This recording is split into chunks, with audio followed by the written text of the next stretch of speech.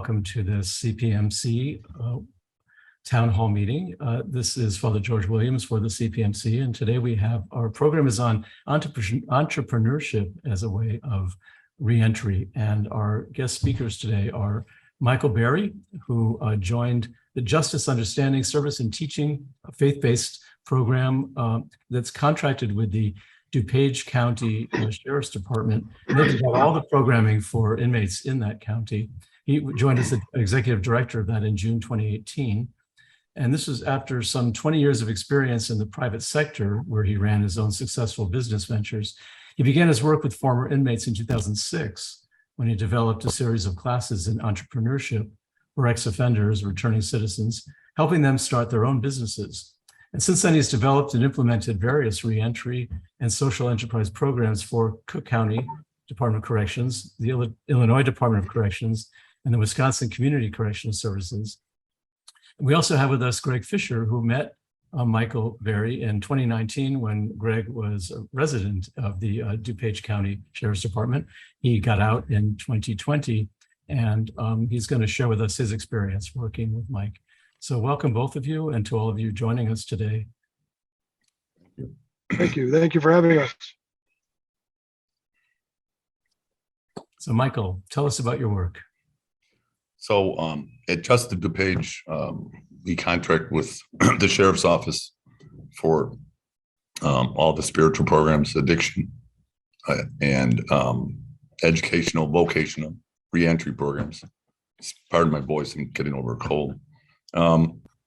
We hold about 72 classes in the jail per week. So we have a staff of 8.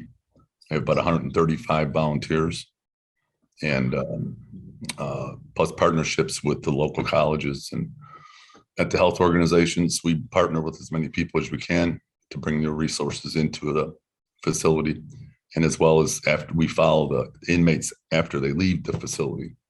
So we do everything from GED to vocational, welding, janitorial certifications, programming, and then but specifically we target on the inside, we target 2 groups. Aside from the general education, we have a separate reentry program for people who have been in addiction, heroin addiction, for longer than 10 years. People who have been in serious problems and have just have not. 70% of people with addictions don't get any kind of treatment whatsoever in and out of the prison system. So we tend to target those people that need a lot of help and are willing to do it, and as well as the men in the gangs. We're right outside Chicago, so we have quite a lot of gang involvement. Probably 60% of the jail is actively gang affiliated, and about half of that comes out of Cook County or Chicago. So we target the gang members that enable the violence. So in gang violence, it's actually a very small percentage, maybe 4% of gang members enable probably almost 60% of all the gun violence. So those are people that are, if you can get them out, give them an alternative to the gang life, it makes a big impact on our violence in our society. So I've been doing about 16 years in all different aspects. I came into the system. I sold my company in 2006. I went to the inner city, Englewood Kennedy King City College, and I taught entrepreneurship for ex-offenders, men who'd gotten out of prison. And that's where I learned most everything I know, besides my own study, has been sitting down and meeting with gang members, with addicts. So when I started teaching entrepreneurship, I got designing programs. I got recruited into the prison system to do it there, and then went through various different aspects of the system, seeing where I could get traction to try and make a difference. So whether it was education, that I went to the prison system, that I went to Cook County Jail, which is the largest single site jail in the country, about 10,000 people incarcerated there. I went there twice, once in reentry and once as a diversion program I designed Then I went to Wisconsin DOC, and I went to Milwaukee and went into Wisconsin Community Corrections. Oversaw programs coming out of halfway houses. So trying to approach this huge problem from different aspects to see where I could get traction. And finally, I ended up here, knowing that sheriffs are they're very unique law enforcement figures. They have their own jails, but they're elected directly. It's a constitutional office, so they don't really have a boss. So they can enact change. And if you get the right sheriff, which is what I found in this gentleman, James Mendrick, this county also has tremendous resources, people and time and treasure. It's about 1 million people in this county. It's mostly white collar. And that makes the difference. We can bring a lot of resources to bear. So I came here about 4 years ago, started these programs pretty much mostly from scratch, and built this thing up over the past 3.5 years. And we've had with heroin addiction, drug addiction, for those people, we have data for, we had 50 people that have gone through our program, like Greg here, and have stayed in contact with us after they've left. And after 2 years, the relapse rate's at only 18%. And normally it's over 90% for heroin. So even some of the best drug courts are 70. So that was pretty remarkable. And then for the gang violence, which is my background, it's mostly been working with gangs. I've been, the recidivism rate for going back into the street life was about 75% on average, and we're less than 15% now. So we've had some good results.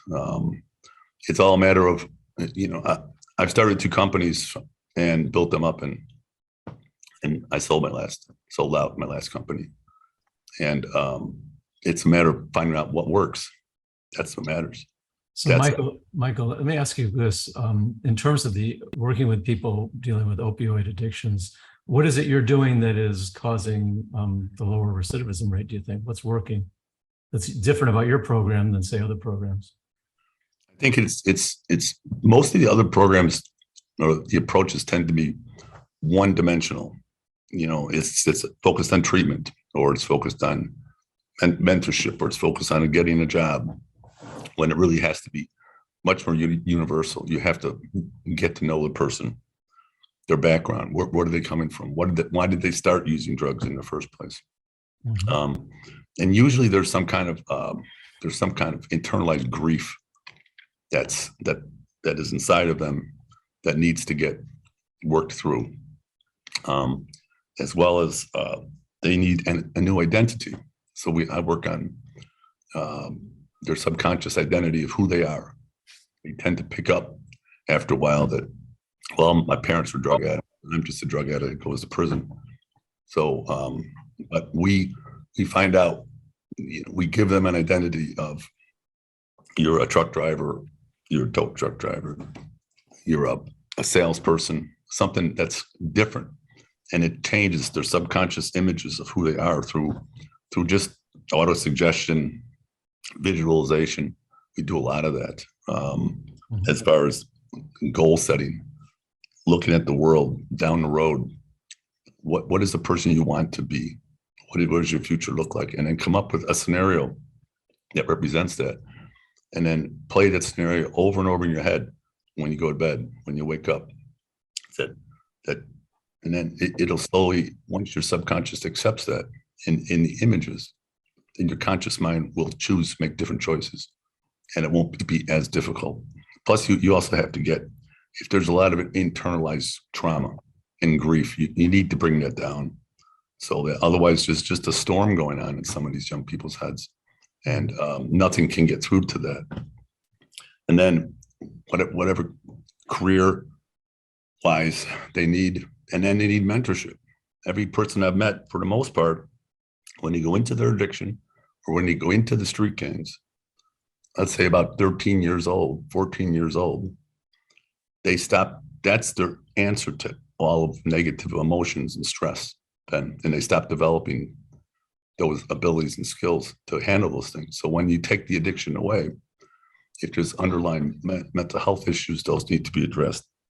But then they need to be mentored and almost reparented through their teenage years, to give those, to learn the skills that they didn't learn when they were in their addiction or in the street life. Mhm. So, So, Greg, would you be willing to share a little bit of what the experience was like for you going through this program?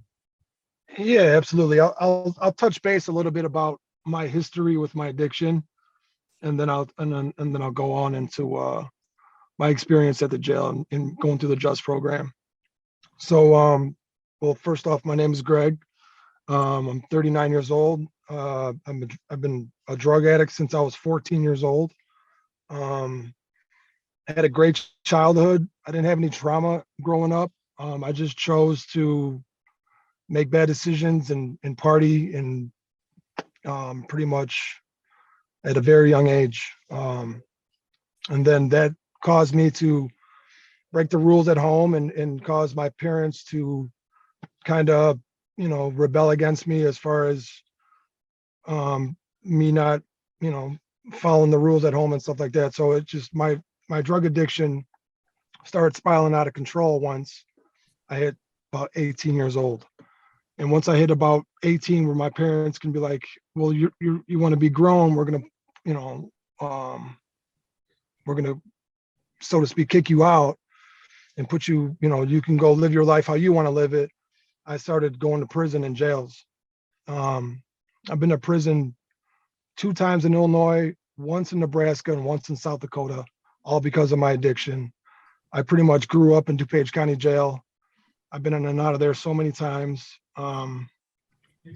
So this time around, September 5th, 2019, I was on parole in South Dakota, and I got locked back up in DuPage County. And I made a decision to myself that I was never going to go back to jail. And I'm going to do whatever it takes for me not to come back to jail. And ever since I made that decision to myself, and please keep in mind, I've told myself that many times. Every time I get locked up, I tell that to myself. But I told myself this time that I don't care what the case may be, that I'm going to do whatever it takes for me not to come back to jail. And as I was going through the process in there, and the days started going by, I met Mike, and I started attending the classes at JUST.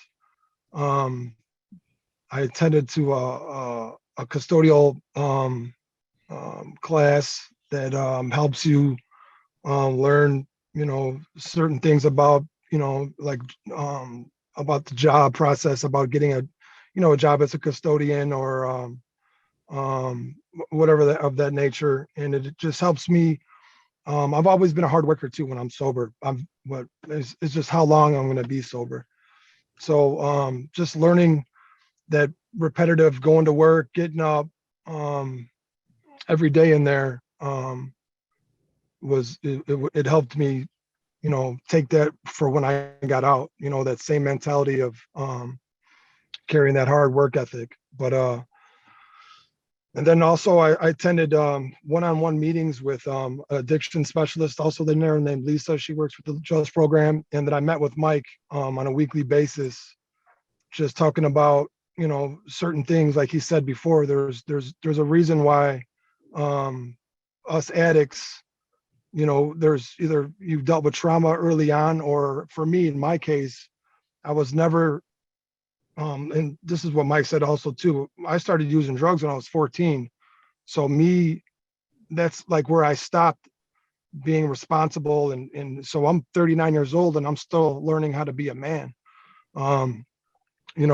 This time around, this is the first time I've ever had a bank account. I'm sitting in a car that I've owned right now. I've never owned a car. I've never held a job longer than 6 months because of my addiction. So I was always I pretty much lived my life in jails and institutions and rehabs because of my addiction. So I've never learned how to manage my life and how to be responsible and how to be a good brother or be a good son. You know what I mean? So this was all new to me, and there was such a big fear that always held me back because of the fact that I don't know how to live life manageably. And so we talked on a weekly basis, sometimes on a daily basis, just about how I can overcome that fear. And I always considered myself I don't want to swear, but a piece of, you know what I mean? And that was embedded in my mind that I was just that's who I am. And I know I'm a great person. I know that I can be, sky's the limit. You know what I mean? I just never, you know, I never got over that hump of that fear of, I'm a great guy. I'm not a POS. You know, my life doesn't have to be, you know, driven by fear, and I don't have to live a life of addiction. But so many years, I never thought I could get past that. So we worked on that a lot in there. And we talked about things, and I set goals. And, you know, I was thinking about stuff to say to you guys before we started this meeting. You know, everybody can change their life, right? Everyone, if they're given an opportunity, that everyone has a chance to change their life. Is how bad do you want it? You know what I mean? And that's what I try to stress to these guys that I talk to, or that are trying to achieve what I have, you know, because I'm just a normal man. Like I'm just a 39-year-old man that's been dealing with addiction. You know, I don't have any special, you know, potions. I'm not like, you know, I'm just a person that decided to change their life and do whatever it takes and take suggestions. And I still continue to talk to Mike and the people that have helped me to where I'm at today, for continued advice or to talk about my stressful days. So, you know, I owe my life to the JUST program. I wouldn't be where I'm at today. I wouldn't be here talking to you guys if it wasn't for the JUST program. And I'm very, very grateful that program is in that institution, and available. So, yeah, I don't know what else I can. Well, I'll tell you what, Greg, thank you. And, you know, I think all of us who are here, one of the reasons that we do this kind of work in prison and jail ministry is because we believe from the bottom of our hearts that people can change. And thank you for being another example of that being true. And anybody who's on this town hall meeting, please feel free to send a question or comment to either Greg or Michael via the chat feature, and then he can respond to it. But thank you for that. And Michael, did you want to say any more about the program that Greg was in, and then perhaps a little more about the entrepreneurship programs? Yeah, what the statement he made is I say to people, when they get to the point where they're sick and tired of being sick and tired, that's where he was at. That's where so many of these people are at. But if they're in the system tends to beat you down, and the system tells you you're never going to get better. This is who you are. You're a drug addict. You go to prison. That's your life, and then they become institutionalized. And, you know, to tell you the truth, that a lot of the deputies that work in the jail are institutionalized themselves. So, you know, it's a difficult thing to get past. That's why you have to go, you know, from my point of view, you have to go very deep, and change that image in their subconscious about who they are, that God can forgive them, God loves them, and that they are worth it. They were created with a purpose. It's their job to find that purpose, what it is, and hang on to it, and then use that to pull themselves out. And I believe it with all my heart. If you give people hope, most of them, they can do the work, but they do need support, and they need understanding about what the addiction or being in the street life and the gangs has robbed them of. It's usually their childhood or their teenage years, their formative years. And now they're 30, 40, 50 years old, and they want to hand out, but they have to have support to make it. It can't just be, you can't say goodbye at the door. And the entrepreneurial part, that's for a lot of them, you know, some of the smartest people I've ever met have been in prison and jail. And they make very good business people because they know a lot about risk management and products. And plus the big advantage that I found they have, which amazed me because I used to teach entrepreneurship before I went into this work. And And, but these men were extraordinarily successful. And the difference was because they don't have plan B. You know, when things get difficult, they keep going. They don't have an uncle to hire them. They don't have the money to go back to school. They don't have, that's why most people, when they go into starting a company or into putting together a new division or something, as soon as things get difficult, it's very easy to leave if you have options. And so many of these young people do not have options. So they have to keep going forward. I think they're very tenacious. You know, I tell them, you've been to hell and back. How much worse can it be? And they have to see themselves. It's a change in their perspective. Mm-hmm. In entrepreneurship, you can't see problems and obstacles. They have to be just things that are slowing you down. You have issues. You have to work around them. You go around them, under them, over them, through them. And risk is not something that to be afraid of, because they faced fear and been in fear most of their lives. Once you redefine those terms for them, you know, I've never met a gang member that I've sat down that was involved in a street gang that didn't believe that they were going to die by the age of 23. They all believe that. They all believe they're going to die. And I have 3 sons, and that's the opposite of what my experience was. They think they're immortal. That's why they do dumb things. Mm-hmm. But in the gangs and in most of the heroin addiction, they don't believe they're going to live, because most people they know are dead. You know, by the age of 23, 24, that's old age. And the other thing is, they don't believe that they're going to be forgiven by God. And that's a big place where I start. I said, because for what they've done, a lot of them were raised up in either Hispanic or Black churches, and they went to church when they were a child, and they heard, if you don't do this, you're going to go to hell, those type of things. And they internalize all that, and they think what they've done is unforgivable. There's nothing that can be forgiven. So if you're, that's the hopelessness in these gangs. You don't think you're going to live to 23, and you're going to go to hell. You're damned. And God's given up on you. And so why not shoot somebody? Why not, you know, just put a needle in your arm? Maybe it'll be the last time you do it, but whatever. And that's where you need to start. I always start with, you know, like I tell them the story of Dismas on the cross, for the left of Christ. You know, there was the 2 criminals crucified with him. Tradition is Gestas and Dismas, and Gestas screamed, "Get us down from here." And Dismas said, "We deserve this for what we've done." And a couple hours before he died, he became the very first human being to enter back into heaven, paradise. So may you be with me in paradise. So that's the radical forgiveness of God.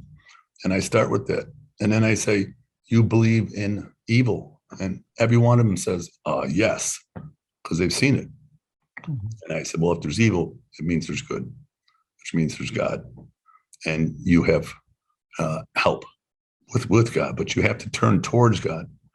And as long as you keep, you know, Greg was the perfect example of this. As long as you keep orientated towards the good, right? No matter how you want to call that, life will come up and meet you. That's entrepreneurship at its essence, is to believe, is to set goals, see opportunities where other people don't, put things together in a different way, and then let the world tell you how to get the goals. It's not, I say it's not, you know, don't say your goal is going to be a rap star.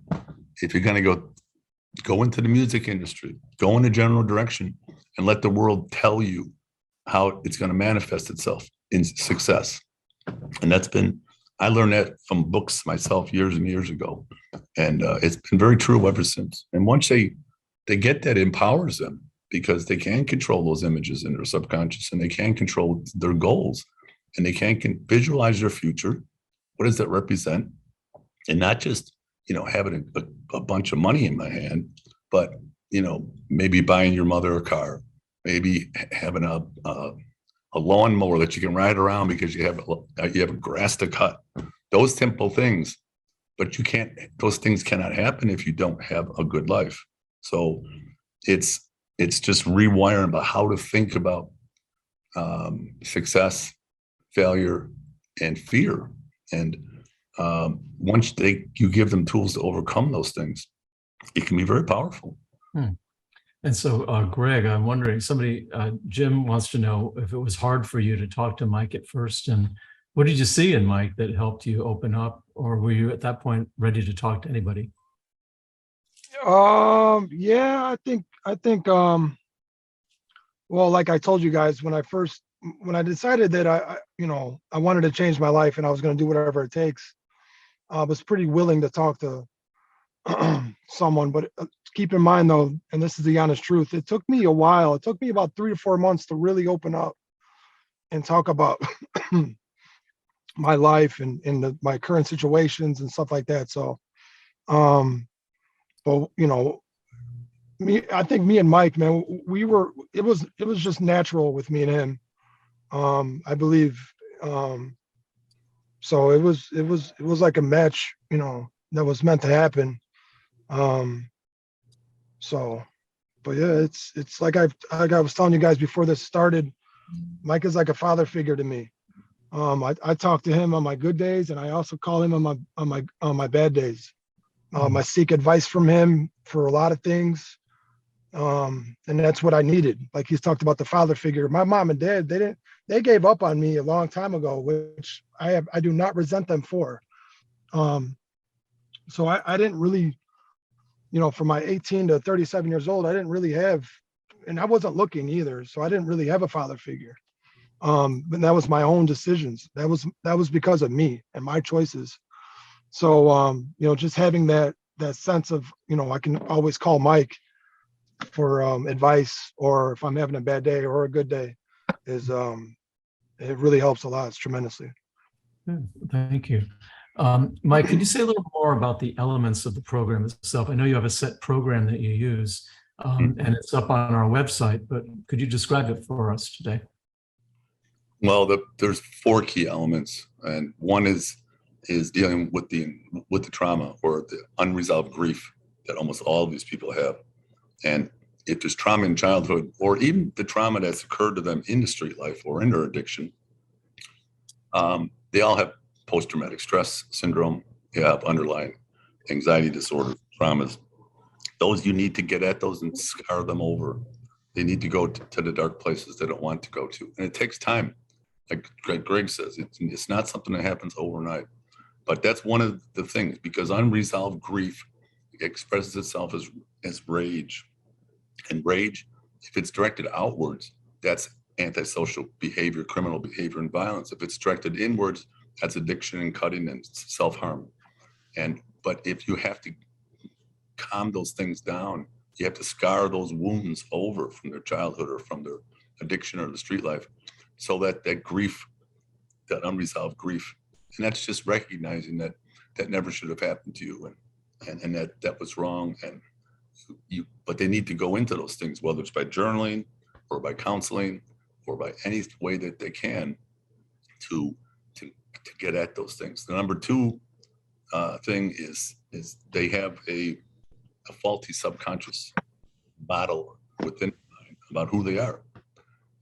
A lot of times it's put their parents or it's put their antisocial friends, and you pick that up. You're just a drug addict. You're useless. Like Greg said, POS or something, and you go to prison, and that's who you are, and you begin to believe that, and your subconscious takes that up, and it doesn't. It's indifferent to whether it's a positive or negative thing. It just is what it is. I think that's why doctors' kids become doctors, and gang members' kids become gang members. It's just what's inculcated. What are your models and examples? So you have to find a way to through your auto-suggestion and visualization and goal setting, change that mental image, that belief of who you are, and then you have to have an identity that's positive. That's once you can convince them to do that, it's very powerful. And then the next module is communications. Most of them have not learned how to communicate in healthy relationships. They've not learned how to communicate with work. They've not learned how to communicate with to resolve conflict. They've pretty much spent most of their time learning to communicate from people like them. And that doesn't work in the real world, and they feel rejected and misunderstood, and they don't know how to interact. So they need to be taught those skills of communication through interaction and through classes. We have quite a lot of classes on communication. And then you need mentorship and relationship. Addiction is the lack of relationship. And most of the street life, the gangs, it's negative relationships. They go to the gangs for a reason. They're looking for connection. They're looking for male acceptance and role models, except they're unhealthy. But they need to have healthy relationships, healthy mentors in their lives. If they have an addiction, they need somebody that understands that and to deal with that. They need to learn how to, if they have children, how to relate to their children, how to reunite with their children, and then about how to have a healthy relationship with a man or a woman so they can have a support system when they get out. That and a career and a job that's not just a temp job, but that at least in the future, they can be something, get a CDL license, become a truck driver, become a tow truck driver, become a plumber, become a welder. That's a very powerful thing to have an alternate identity to who you are. And I think those four things, there's a lot more to that, but that are more individualized, but those four things need to be taken care of for these people to have any success. I think that's why we get the results that we get. It's not easy, but it's necessary. I learned this through years, 16 years of doing this. What works, what's missing. When I came in, when I met Greg, he was hesitant to talk.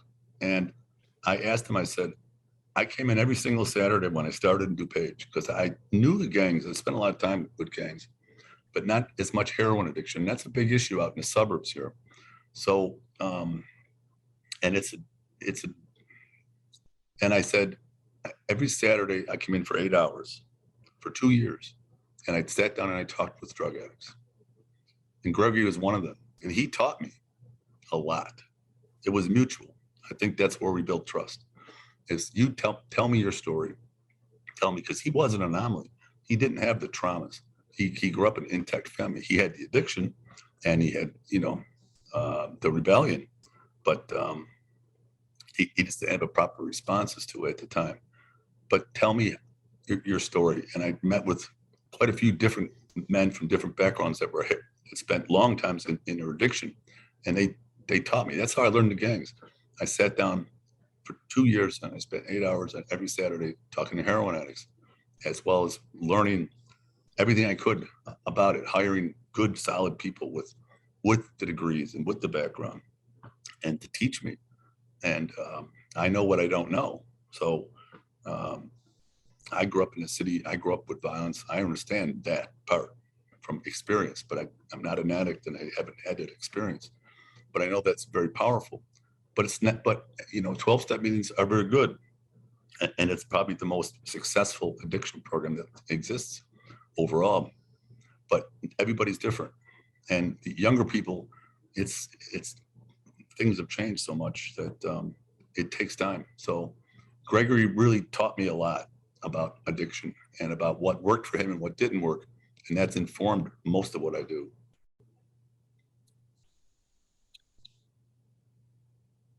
Can you speak a little bit maybe to the sort of the spiritual undergirding of your program? It sounds like I'm hearing Catholic spirituality in here, but can you say a little more about that? Yeah, well, I was raised Catholic. I went to Catholic schools. My spirituality is probably, my spiritual mentor was a Jesuit. I went to Loyola University. So I've had a lot of experience. It's just because that worked for me because my reason needed to match my beliefs. And that was just a good match for me. So, but yeah, I do start with, I've never met, like I said, I know people can be hesitant to talk about religion, but with heroin addicts, with drug addicts, and with street gang members, I ask every one of them, like I said, do you believe in evil? And I've never had one to say they didn't. They didn't see it personified evil. And then you talk about forgiveness. And they have to learn to forgive. They have to learn to forgive God. They have to forgive others, and they have to mostly forgive themselves. And those are issues that at the same time they have to work on. So a third of our classes in the jail are spiritual based. So I have 2 chaplains that work for me. And we do a lot of grief work, which is very much that. And, there's been a lot of death.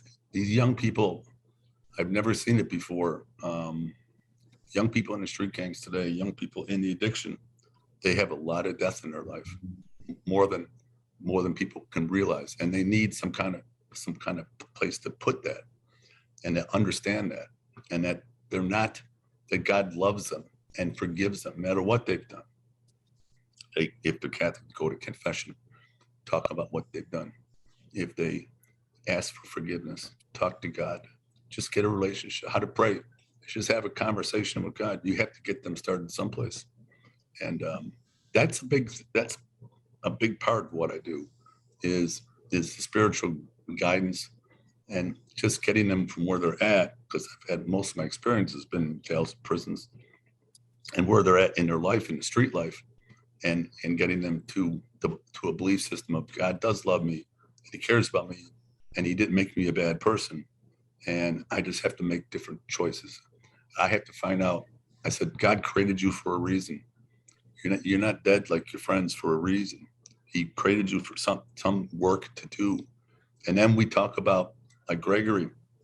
I say now to give all the years that he lost in his addiction meaning and purpose is now to do what he's doing now, which is to help me, help people get out of the life. So every Monday evening, Gregory at 7:30 goes in by a Zoom meeting into the jail, and he talks to the inmates.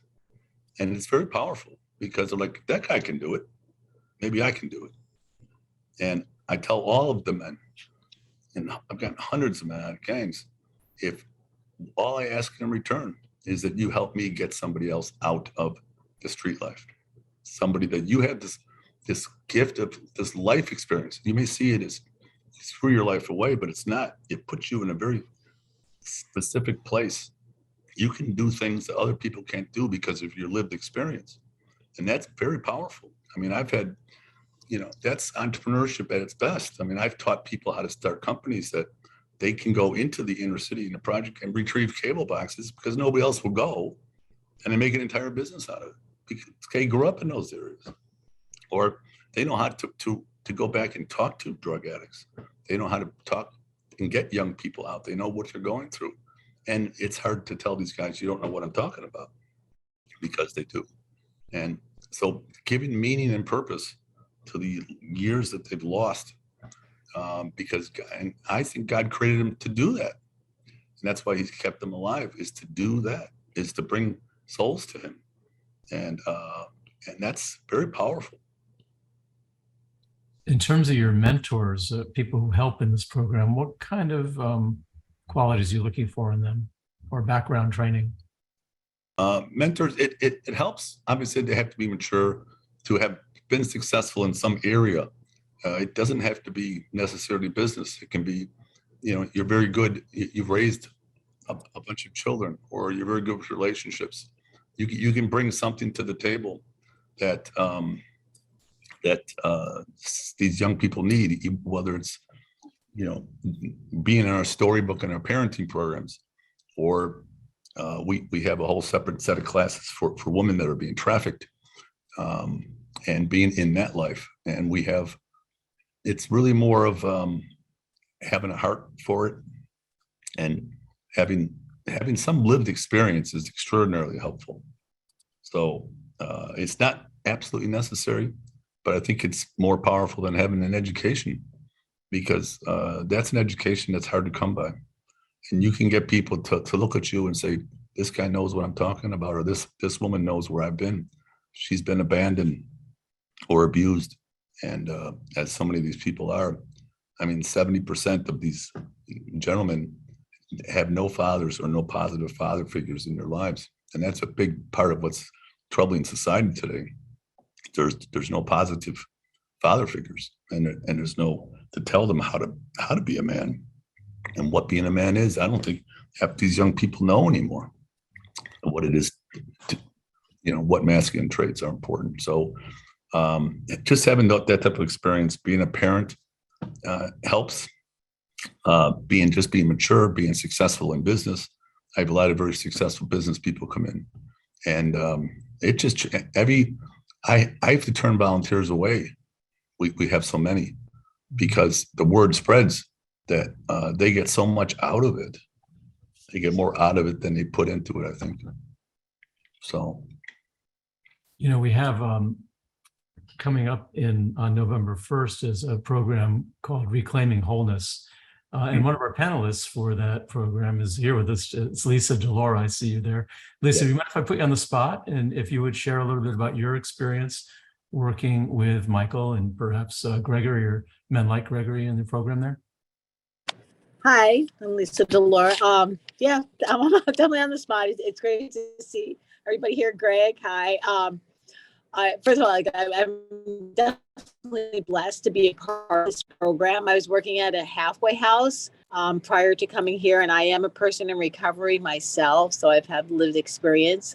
And the one thing that Mike had mentioned in the beginning that makes this, I think, different than other programs is that we do attend to the person as a whole. A lot of treatment centers treat the addiction, but do they address mental health? Do they address person and environment? And as a social worker, that's something that I look for, because I know that if we return the individual to the same environment that they came from, they're not going to be successful. And I'm also very, very big on mentorship. And I think that's something that we do right as well. We have a reentry specialist, but we also have members of the community, whether it be from the churches or the 12-step program, Celebrate Recovery, vocational, educational. We have all these mentors. We partner with the local college. They do classes for us. And, just organizations like Working at DuPage, to help us get these individuals set up with jobs. And again, like I said, my specialty is addictions, the AA community.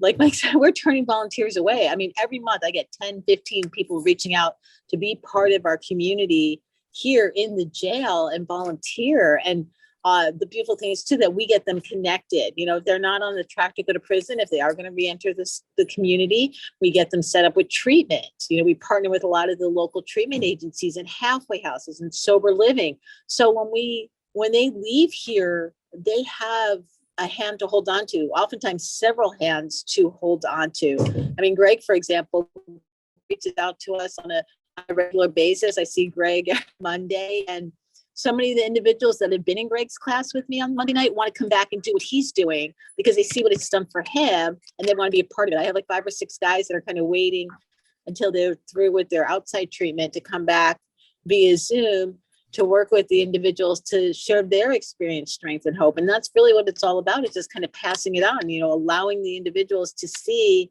that this does work.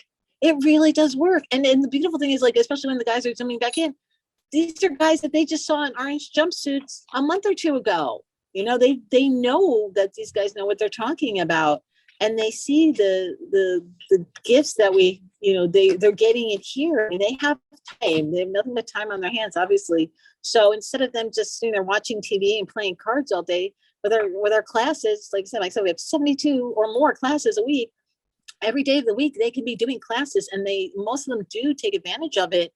And we see the changes in that. And, I'm a very much on strength-based, strength-based perspective, whereas that, like I said, Mike's talking about the visualization, it's like allowing them to identify with the good parts of them and not just the parts where they've messed up. Thank you. And Greg, we've been talking about the spiritual component of this. Would you be willing to share a little about your own spiritual journey in this process? Yeah, absolutely. I'm a firm believer in Jesus Christ, and I started my path in jail, and like Mike said, I needed to learn how to pray and talk to God on a regular basis, and I just made it part of my mornings or nights where I get on my knees and I pray and I thank God. I ask for forgiveness. I thank him for all the wonderful things he's done for me in my life. I also pray for others. And so my spiritual journey has grown since being in DuPage County Jail. And so many doors have been opening up for me. I'm a firm believer, everything happens for a reason. And just the work that the things that God has provided me is sometimes speechless to me. The opportunities that I'm given to be a part of this today, to be a part of the JUST program and the job I have and the things that it's just amazing, and I owe it all to God. Just a couple of days ago, I had a really bad neck problem. I'm just giving you an example now, rambling on about God, but and I seen a chiropractor yesterday, and I didn't think I was going to be able. I thought today was going to be really hard for me to do this because I had to keep my neck at a certain. But I woke up today feeling great. I mean, I asked God yesterday to, hope everything goes well, and it's just been amazing. Like I said, I get real excited talking about it, but God is real, God is good, and it's been good. Thank you. Terry has a good question for any of the three of you, if you want to respond to this.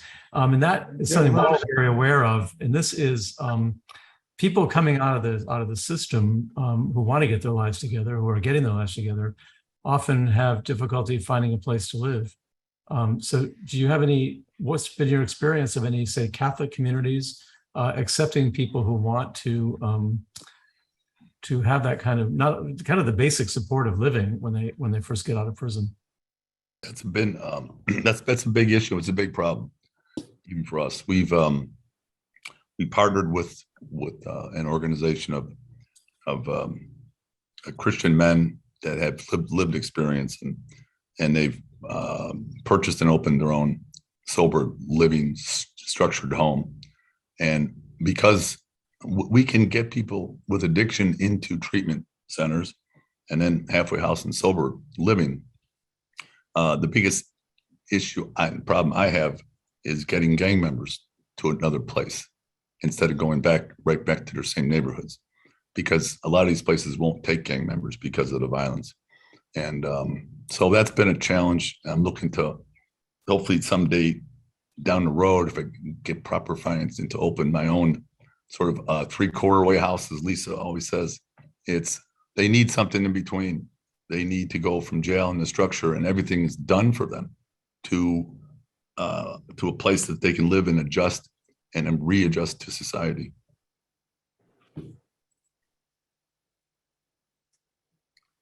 You're muted. Agree. Oh, who I am? Oh, I'll just touch a little bit. I thought Lisa was going to speak, but I always speak on, whenever I talk to people about addiction and stuff like that, I always speak on what has helped for me. And being institutionalized my whole life, every time I get locked up, it's vital that I still have structure in my life and take baby steps as I proceed and level up. So it's very, very vital that if from jail you go to rehab to you go to a sober living, and so on. Because you go from being told what to do in jail the whole time you're in there, you're so used to a structured and routine that you need that still when you get out of there. And a lot of guys don't realize that. And so I think it's very, very vital that we have sober houses and halfway houses and places that we can go to live, as we can learn how to live life manageably and so on. It's been difficult finding places. I consulted with Catholic Charities a few years back when I came back here to try and open up a halfway house for women. And it was so much of nobody wants it in their backyard. Like, yeah, well, I think it's a great idea, but don't put it in my neighborhood. in all of DuPage County, there's almost 1 million people. We have one treatment halfway house. That's it. That's the one that I stole Lisa from. that she was working at. She knows that probably better than I do. For the gangs, there's nothing. That's why we need the next step to build the rest of the program out. Phase 1 is in the jail. Phase 2 needs to be in a community, in a very structured environment, so that they can socialize, get work routines, and have that structure, and then learn how to, I mean, one of the most difficult things is boredom for them. They don't know how to entertain themselves. They don't know how to have fun without using drugs or being in the street. And that's a very difficult adjustment, but then they need to be learned how to do those things. Just, having a boring life, as they call it, a lame life, the gangs call it, is that's a fantasy for them.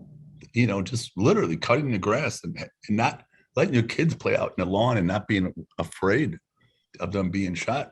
That's a very difficult thing. The system is so, they'll get out of prison in Illinois and they'll parole them right back to their same neighborhoods. It's an issue. We can find alternative housing, but unless we intervene, they'll still send them right back to their neighborhoods, and they're right back in the middle of it. So yeah, it's a challenge. I've been banging my head against this thing for 16 years trying to figure it out. I finally found a sheriff that is on the same page that I am, trying to help people. He believes in rehabilitation. He's very and he allowed me to do this work. He's supported me every step of the way. But we don't get any government money whatsoever. County, state, federal, nothing. We get money. A lot of our money comes from the Inmate Welfare Fund, which is the profits they make off of commissary and things like that, and that the sheriff can give us, and churches. I have to go on and raise money. It's very difficult to get funding for this. Particularly, there's more for addiction, there's less for gangs, but the violence there were 1,100 people were killed in Cook County next door to us last year alone by gunshots. And that's coming out. And the gangs are getting worse because they've disintegrated. I've never seen them change as much as they have. And they're becoming less regional and becoming more internet, social media based, and which is really causing a lot of problems, and it's going to get much worse. But somebody has to do something about it.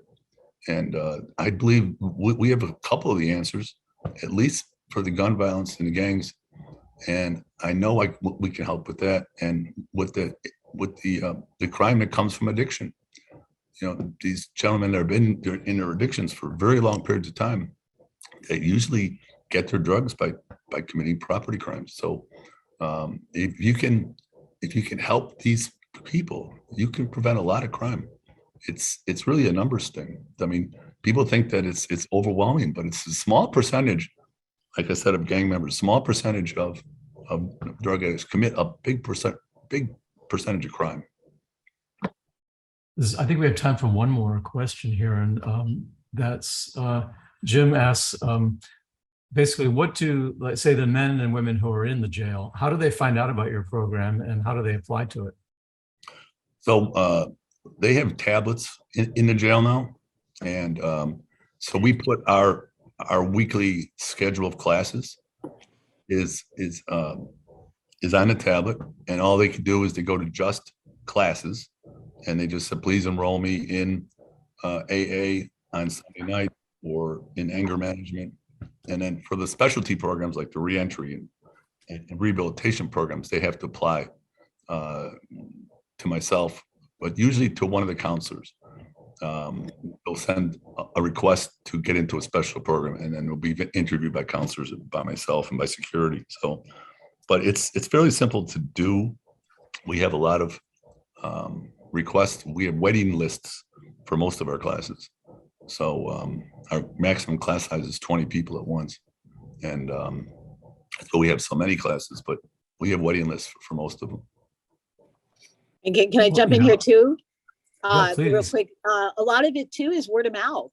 they'll see the other guys go into the program, and they'll come back with like books or whatever, and then they'll start to see the change in the other individuals, and they're like, hey, how do I do that? I can picture so many times where there's new guys that come in and they're like, oh yeah, so and so said I should join this class, and then they just pass it along, and it's great because here's some guys that would probably never in a million years sit down in a Bible study or an AA class or a anger management class, and they're coming because somebody that's in the class recommended it to them. So that's one of my favorite parts. Right. Yeah. Somebody like The them. word of mouth is always best. So I'd like, Kara, if you would put up the contact information for Mike, and also if people had questions for you or Greg or Lisa, maybe they could contact through Mike. You could pose that to them. Also, Absolutely. Lisa, we'll be seeing you soon at our Yes. our which has been postponed or rescheduled, I should say. So I want to take a few minutes. We have a whole bunch of announcements of things coming up. So, and hopefully I'll get all the dates right. First of all, we have our next town hall meeting is on October 6th, and the title is Understanding Trauma Through the River of Cruelty Model. And Audra Fullerton is the program director of the Peaceful Families Program, as you can see there. And that's in Topeka. She's in Topeka, Kansas, Topeka Correctional Facility. And this is a transformative, trauma-informed program that serves women who are incarcerated, helping them to process the adverse experiences and traumas that are far too common for all prisoners, but especially imprisoned women. After that, the following week on October 12th, by the way, the first one, that's October 6th, town hall meeting at 1 p.m. Eastern time. The following week, October 12th at 1 p.m. is a webinar. And this is called Finding the Dignity of Life in the Traumatized and Broken. You're kind of getting this traumatized theme here, and as Michael was saying, this is something that is key to understanding and working with incarcerated people, because our prison system is by its very nature traumatizing. So that's going to be with Father Stan Bosch, and he's a presenter for Pro-Life Month, and he's a psychotherapist, prison minister, pastor of St. Raphael Church in LA, and he's also been a minister to LA's gang-involved youth for more than 20 years. He's a member of the Missionary Servants of the Most Holy Trinity, and that's a religious community that works specifically with poor and abandoned people. And then after that, on October 20th, we have another town hall meeting, which is part 2 of our series on recognizing people with developmental disorders, tools for effective ministry. As you know, many men and women end up in prison who do have undiagnosed developmental disorders, sometimes diagnosed. And so it's important for once someone has been identified or thought to have a developmental disorder, it's how we can work on skill development as a process for their rehabilitation. And this includes discussions of hygiene, human sexuality, and because so often we find there's just not adequate programming for men and women who are suffering from some kinds of developmental disorders. And then we'll have part 3 of that series on October 27th. Both of these will be at 1:00 p.m. Eastern time. And finally, as I mentioned, we have moved our program Reclaiming Wholeness. Was originally scheduled for September 29th, but we're going to have it on Tuesday, November 1st, to accommodate Cardinal Tobin, who is been called away for, so he'll be back by November 1st, and he'll be able to be with us that night. And again, Lisa DeLaura will be with us as one of our panelists, and thank you for joining us today. This Reclaiming Wholeness is something that we've been working on for a while at CPMC, and it's a kind of an overview of addiction, recovery, community, and spirituality. And we're going to have some other important, interesting panelists that day, including, hold on a minute, Jim Wahlberg, who Mark's brother, I believe. He's going to speak about his own experience in recovery. Evelyn Duhart from the Ignatian Spirituality Project. Lisa DeLaura, as we just heard, from JUST of DuPage. and of course, His Eminence Cardinal Joseph Tobin, who is the Archbishop of Cardinal Archbishop of the Archdiocese of Newark. All of them will come together to share their wisdom and their stories, their roads to recovery, and how they accompany others impacted by this disease. And again, that will be on Tuesday, November 1st at 7:30 p.m. Eastern Time. Hopefully, Karen, I got all this right. And so again, but thank you today for all of you who joined us on this town hall, and a special thanks to Michael, to Greg, and to Lisa for your wisdom and for your experience in sharing with us this wonderful program. Thank you.